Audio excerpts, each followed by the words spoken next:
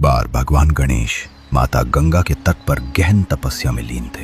वहीं पर देवी तुलसी भी तप करने आई। देवी तुलसी भगवान श्री कृष्ण की परम भक्त थी और अपने आराध्य को पाने की प्रबल इच्छा से तप कर रही थी। तपस्या के दौरान जब तुलसी की दृष्टि ध्यानमग्न गणेश जी पर पड़ी तो उन्होंने उस दिव्य पुरुष में श्री कृष्ण का रूप देखा। वे गदगद हो उठी और बोली, प्रभु, आपके तेजस्वी रूप ने मेरे हृदय को छू लिया है।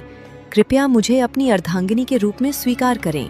गणेश जी की तपस्या भंग हो गई। वे बोले, देवी, किसी की तपस्या में विघ्न डालना अनुचित है और मैं आजीवन ब्रह्मचारी रहने का संकल्प लेकर तप कर रहा हूँ। पर तुलसी नहीं मानी। उन्होंने कहा, यह विघ्न नहीं, मेरा प्रेम है प्रभु। मैंने जन्मों से आपके दर्शन की कामना की है।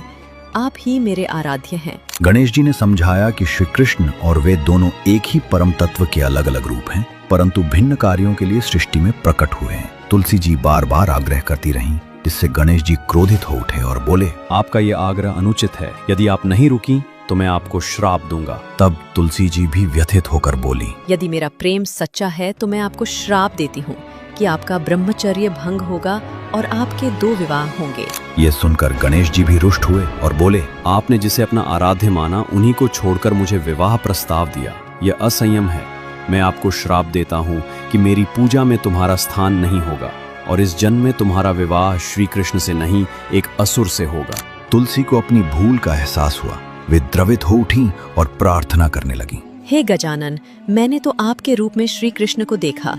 यह मेरी भूल थी। कृपा करके अपना श्राप वापस लें। गणेश जी बोले, श्राप तो वापस नहीं लिया जा सकता, पर तुम्हारे पश्चाताप से प्रसन्न होकर मैं तुम्हें वरदान देता हूँ। अगले जन्म में तुम तुलसी पौधे के रूप में जन्म लोगी और तुम्हारा विवाह भगवान विष्णु के शालिग्राम रूप से होगा।